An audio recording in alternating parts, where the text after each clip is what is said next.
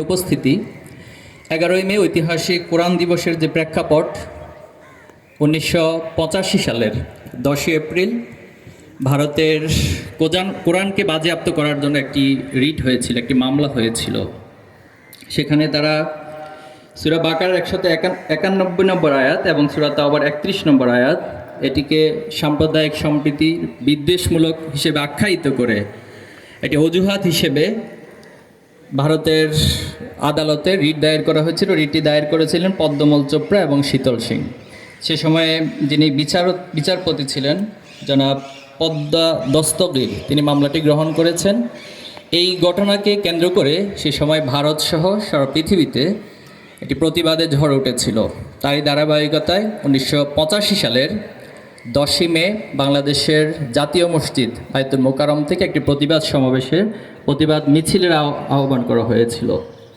কিন্তু দুঃখজনক হলেও সত্য, সেই সময়কার যিনি রাষ্ট্রপতি ছিলেন স্বৈরশাসক এরশাদ, তিনি তৌহিদি জনতার উপর, কোরআনপ্রেমী মানুষের উপর এই প্রতিবাদ মিছিলে হামলা চালায় তার পুলিশ বাহিনী। সেই ধারাবাহিকতায় 11ই মে চাঁপাইনবাবগঞ্জের ঈদগাহ মাঠে একটি বিক্ষোভ সমাবেশের ডাক দেওয়া হয়েছিল। কিন্তু সেখানেও দুঃখজনক যে সেখানে যিনি পুলিশ সুপার ছিলেন আওলাদ হোসেন এবং ওয়াহিদুজ্জামান মোল্লা ম্যাজিস্ট্রেট ছিলেন, তারা 11ই মে সেই কোরআনপ্রেমী জনতার উপরে গুলিবর্ষণ করেন। মাত্র 10 থেকে 15 মিনিটের সে হামলা এবং গুলিবর্ষণের প্রেক্ষিতে সেখানে প্রায় 8 জন শিক্ষার্থী, শ্রমিক সহ 8 জন শাহাদাত বরণ করেছিল। মূলত 11ই মে 1985 সালের সেই শাহাদাতের ঘটনাকে কেন্দ্র করে বাংলাদেশ ইসলামী ছাত্র শিবির 11ই মে কোরআন দিবস হিসেবে এই দিনটিকে পালন করে আসছে। সংগ্রামিত উপস্থিতি, ভারতের এই কোরআন বিদ্বেষ শুধুমাত্র একবারই ঘটেছে তা না। আমাদের পার্শ্ববর্তী একটি রাষ্ট্র যেখানে সাম্প্রদায়িক সম্প্রীতির উপমা অথবা সাম্প্রদায়িক সম্প্রীতির বয়ান তারা আমাদের কাছে হাজির করে, অথচ সে ব্রিটিশ ইতিহাস থেকে শুরু করে আজ অবধি তারা বারবার মুসলিম বিদ্বেষ এবং কোরআন বিদ্বেষের নজির স্থাপন করে আসছে। সে ব্রিটিশ আমলেও তারা জমিদারি প্রথার নামে বাংলাদেশের এবং এই ভূখণ্ডের ভারতীয় উপমহাদেশের মুসলিম কৃষকদের উপরে, মুসলিম সাধারণ জনতার উপরে শোষণ তারা করেছিল।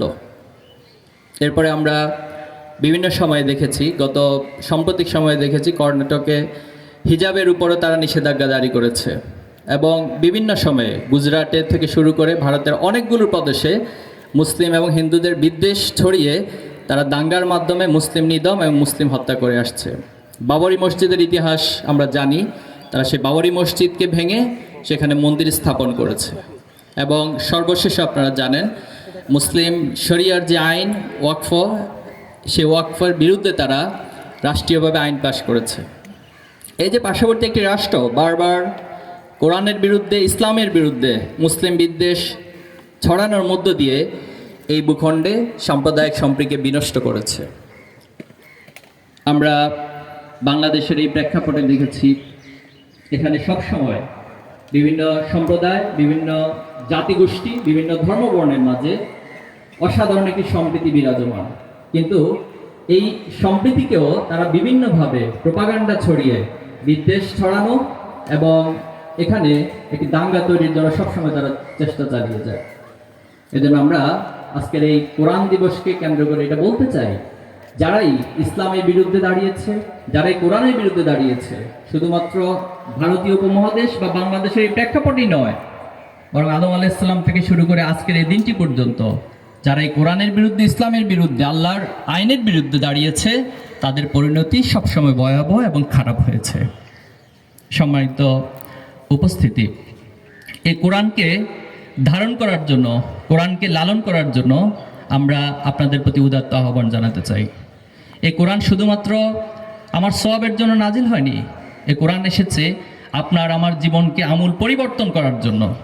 আপনারা জানেন রাসূলুল্লাহ সাল্লাল্লাহু আলাইহি ওয়াসাল্লাম তিনি যখন যুবক বয়সে উপনীত হলেন, যুবক বয়সে উপনীত হওয়ার পর সমাজের যে অসঙ্গতি, আইয়ামে জাহিলিয়াতের যে অসঙ্গতিগুলো সমাজে বিরাজমান ছিল, তিনি সেই অসঙ্গতিগুলো দেখে খুব কষ্ট পেতেন এবং একটা পর্যায়ে হিলফুল ফুজুলের মাধ্যমে তিনি সেই অসঙ্গতিগুলোকে দূর করার জন্য, জাহিলিয়াতকে নির্মূল করার জন্য প্রচেষ্টা চালিয়েছেন। কিন্তু আমরা দেখেছি আল্লাহ রাসূলুল্লাহ সাল্লামের সেই প্রচেষ্টা পুরো সমাজকে পরিবর্তন করতে পারেননি। কিছু মানুষের কিছু বিশেষ গুণাবলী তৈরি করতে পেরেছেন, অথবা সমাজের আংশিক পরিবর্তন করতে পেরেছিলেন।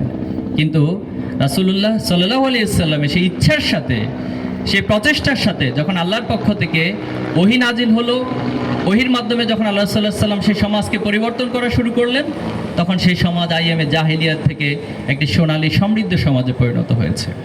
আমরা দেখেছি যে মানুষগুলো ডাকাতি করত, শুধুমাত্র এই কোরআনের ছোঁয়ার কারণে ডাকাতি নয়, বরং কারো সম্পদ যদি রাস্তায় পড়ে থাকতো, তিনি চেষ্টা করেছেন সেই সম্পদটা তার সঠিক মালিকের কাছে পৌঁছে দেওয়ার জন্য।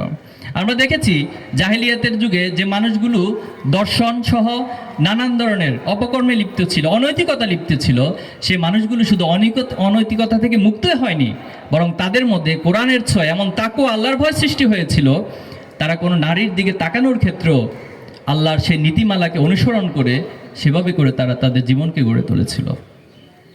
আমরা দেখেছি সে আমাদের সবচেয়ে নিকৃষ্ট মানুষটিও, যে মানুষের সম্পদ লুণ্ঠন করত, চাঁদাবাজি করত, রাহাজানি করত, সে মানুষগুলো কোরআনের ছোঁয়ায় সবচেয়ে সেরা মানুষে পরিণত হয়েছিল। এজন্য আজকেও যদি আমরা চিন্তা করি, আমাদের এই সমাজের যত অসঙ্গতি রয়েছে, সমাজে যত অবিচার রয়েছে, এই সমাজে যত অন্যায় রয়েছে, যত জুলুম রয়েছে, যত রাহাজানি রয়েছে, সব কিছুর সমাধান যদি আমরা এই কোরআনের